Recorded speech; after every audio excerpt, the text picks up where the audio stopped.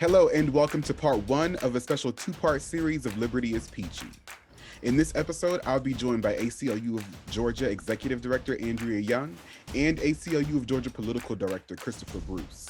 We'll be taking a deep dive into SB 202 and looking at just how that piece of legislation will impact the right to vote for all Georgians. Enjoy. Well, Andrea and Chris, thank you so much for sitting down with me, post the legislative session into a, lovely and slash rainy spring. Thankful to have you both here with me. All right. Great to Happy be to be here. here. Happy to be here. Good deal. And I say, out of legislative session because the work of that, has come to a close. But the overall and overarching work doesn't stop. And I'm thankful for my personal sake and for the sake of our listeners that the dialogue doesn't stop either. So thankful to have you, both of you here to dive deeper and, like I said, broaden the dialogue on voter rights here in Georgia and beyond, and specifically with SB 202 and the assault on voter rights here in Georgia.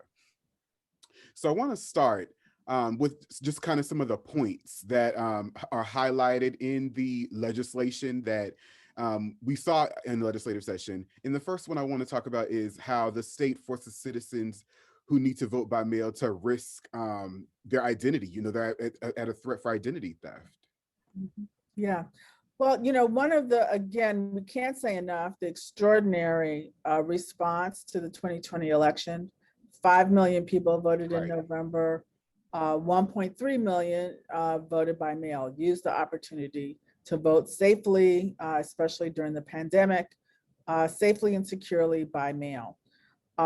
What would change under this legislation, which we of course have challenged in court, would be that now people would be required to submit their driver's license number, copies of personal documents verifying their identity, and send them through the mail. And so this, we know that identity theft is a major crisis in the state of Georgia. It especially hits older Americans who also have extra reason to want to vote by mail. And so it's a very disturbing decision by the legislature to put Georgians at risk of identity theft, again, because of a big lie that somehow there were problems in the election. Our absentee ballots were audited by the Georgia Bureau of Investigation. And so, as with most of this bill, this is a remedy in search of a problem, and is very dangerous for our citizens. Absolutely. And Chris, Did I leave anything out, Chris? Right. No, I think you summed it up. Absolutely. I mean, not just what you pointed out was, we know that older Georgians who typically vote by mail are at the highest risk. But let's not forget COVID is still out there. And these individuals now will have to actually go out there and still risk. It doesn't matter if you're vaccinated or not vaccinated. You still have a risk when it comes to this. And this is just another unnecessary burden that Georgians have gone through by the Georgia State Legislature. Yeah, and it's important to say the vote by mail system worked so well. The rejection rate was low.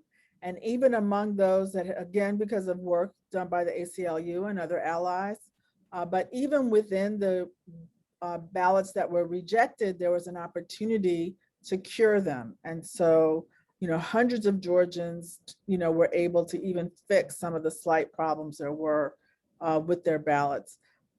This legislation also makes filling out your absentee ballot much more complicated. We had worked very hard with the Secretary of State and with legislation that funded the purchase of the new machines to simplify the ballot, to make it very simple. Some of the problems that we had seen where people have to put their birth date or put the day's date, and there would be confusion about which one. So we had very much simplified the ballot. They have now made it more complicated to fill out. And so the more complicated it is, the more errors can occur we will, of course, be working very hard to educate people on the accurate way to fill out these ballots, assuming that we're not able to keep it from this bill from going into effect. Absolutely. And as you're speaking, and we're going back over all of these different aspects and thinking about the public health crisis that we're currently in, I think back to something that I said in our At the Capitol series during session, where I said, here we were celebrating the incredible organization that Georgians were able to do to get to the polls, in the progress in innovation that we were able to make.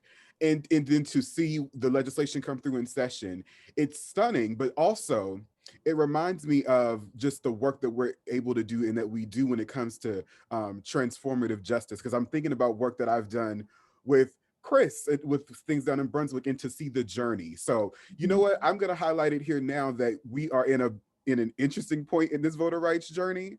But I'll say this for the listeners' sake, that it feels good to have references of the work that we've done in the past to show that it's okay, because the ACLU of Georgia is on the case, and it's good to be in a place of dialogue in this current space that we're in the fight. Yeah. Yeah. So that leads me to the second point that I want to cover with diving deep into SB 202 is the state cut more than half of the number of days citizens can request an absentee mail-in ballot. And you were talking about this, Andrea. It made it more difficult to return the ballot by 7 p.m. on election day. So it's almost like I guess it's strategy, but we're talking about making it easy for people to get to the polls. So it's not like we're talking about like a game defense. We're talking about making it easy and accessible for the public to do the most sacred thing during a public health crisis. Right. And it's just, and like you said, it's just another ploy in another instance. And I didn't know if either one of you wanted to speak of anything about that, like anything that you learned or witnessed during session or heard in the hearings, that would kind of speak to or highlight some of these tactics that we're seeing. Right, I can jump in and say a few things about testifying down at the Capitol, especially on this issue. So we know that when this issue came up about them slashing these days where you can request your absentee ballot, and a story came up about a certain individual who requested their ballot literally on the last Friday and was able to return it in before the election day. And that individual was Governor Brian Kemp. So again, Right. the ACLU is a nonpartisan type of organization who wants everyone to have access to the vote. And there were tens of thousands of people who voted within that time period that the government just slashed for no reason. The Board of Elections from these counties did not ask for this. They said they do want more resources, but they said, look, we can handle it because we have handled it, because others like Governor Kemp was able to get their absentee ballot request and put it in a drop box. And the reason why is because he was quarantining due to COVID-19. So this is another attempt to curb the amount of people who are going to be able to vote in the upcoming elections. Georgia should be highlighting and making it easier for people to vote without fraud, because we haven't found any instances of fraud, instead of curbing the access to being able to vote. So this is something else that just needs to be revisited. Yeah, so they shortened the time on the back end for requesting the ballot, and also on the front end. So people who voted by mail may remember that the Secretary of State, in a very innovative way, opened up an online portal so that you could request your ballot through the Secretary of State's office safely and securely, and then that ballot would be made available to you. They shortened the time, so they made it so that the Secretary of State could only open up that portal, about a month or so before early voting starts. And so one of the things that we know causes long lines at the polls is people who requested an absentee ballot. If they don't get it before early voting starts, then they may show up to vote because they're nervous about not being able to cast their ballot. Right. So rather than reduce problems at the polls, shortening this window for people to request an absentee ballot is only going to make more problems for in-person voting, both early and on election day. So from an election administration standpoint, Mhm. there's no justification for saying, for shortening the time that you can request the ballot easily and safely. And no, Chris can correct me if I'm wrong, but no real explanation was offered for that. And we certainly did not hear from any election administration officials who have the responsibility for this. When you're doing an event, you want to do everything early that you can do. You want to get as much stuff out of the way that can be done before early voting starts. And that is something now that's been made much more difficult by this legislation. Gotcha. And Chris, did you have anything to add in there? No, I think Andrea covered it all together. It really just comes down to, do you want to have Georgians vote or not? Yeah. That's what it really comes down to. And I think people really need to look at their state senator and their state representative, look at how they voted on Senate Bill 202 and ask them these questions together, saying, what is your vision of Georgia and your fellow Georgians being able to vote? Mhm. Exactly. And Andrea hit on just the restrictions on the front end and the back end. Mhm. In the last election cycle, as I said, we're celebrating, but the fact that Dropbox locations were available 24/7, there wasn't any, like, people weren't having to worry about getting off work and be like, oh, I have to make it back to my county Dropbox before the hours cut off.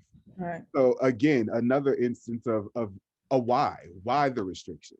Yeah. And we actually have a video of the governor voting. The governor used a Dropbox that was outside. All of these Dropboxes had 24-hour cameras on them. There was no suggestion that there had been any tampering with any of the Dropboxes. No evidence was offered of that. And so the governor himself used an outdoor Dropbox, I think, on election day, which is something that is not available to people anymore under this bill. And I was also one who voted at the Dropbox in front of the Auburn Avenue Library, posted about it, and was able to do that without worrying about, what time does it close? What time does the polling place close? And we know how many, people who commute, mothers, parents who have childcare responsibilities, people who are working multiple jobs, this 7 to 7 availability of voting is very restrictive to the working people of Georgia. And this just shows a tremendous, at best, insensitivity. And again, you just kind of wonder, if a system works so well that the governor himself used it, why would you take that facility away? Exactly. And I'm just remembering, actually, Andrea, that we have the video up on our YouTube channel at ACLU of GA.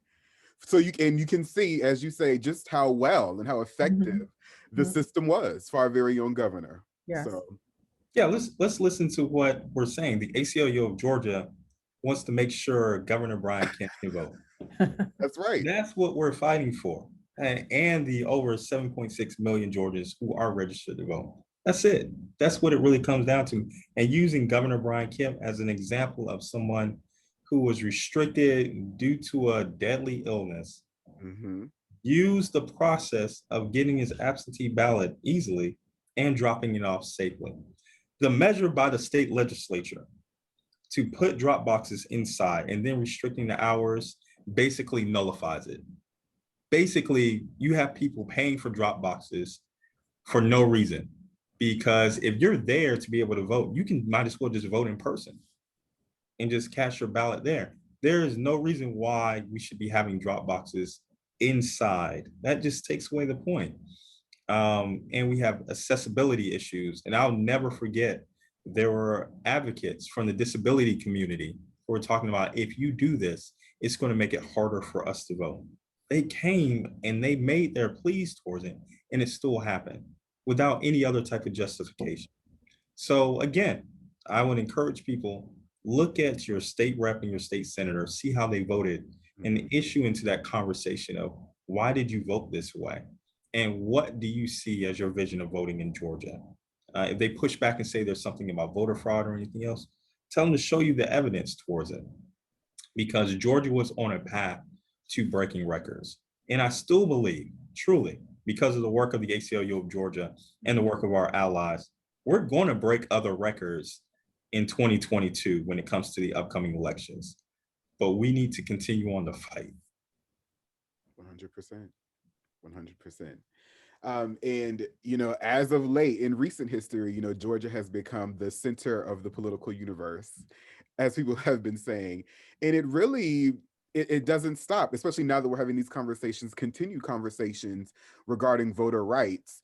We can look at how what's happening in Georgia impacts us on a national scale as we are trying and pushing forward with movement on a federal level for voter rights protection. If either one of you wanted to speak on that.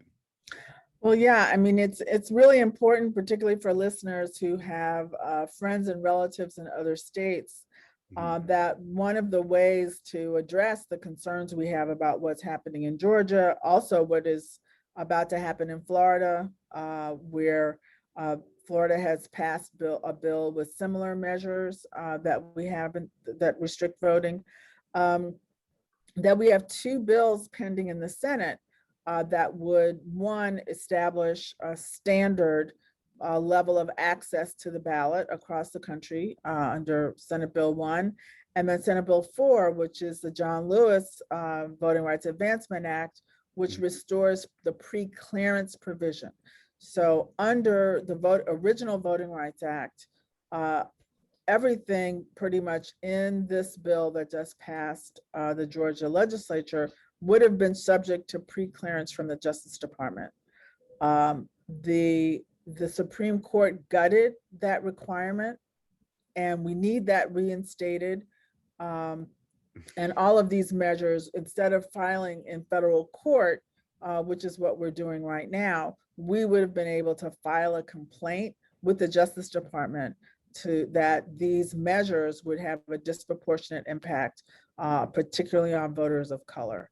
And so it's really, really important that we get federal voting rights legislation passed in the Senate. 100%. And thank you. And this is why I appreciate being able to have these sit downs so much, because hearing that and hearing it broken down like that is so valuable. And I think that is crucial and essential into continuing and ensuring our engagement with our supporters. So thank you. And Chris, I didn't know. I had to jump in and fangirl real quick for a second, but Chris, I didn't want to cut you off. No, I was about to say, I'm not following Andrea Young after that. No, there's nothing else to say. Like, you summed that up perfectly. Yeah, that's it. Pass the gas. We need them now. Okay. All right, friends, that takes care of part one. Thanks so much for listening. To stay up to date on all the work we do here at the ACLU of Georgia, visit acluga.org. And to keep up with us across social platforms, follow us at ACLU of GA. Keep an eye out for part two. It's coming up soon. And remember, listen like your rights depend on it. Until next time.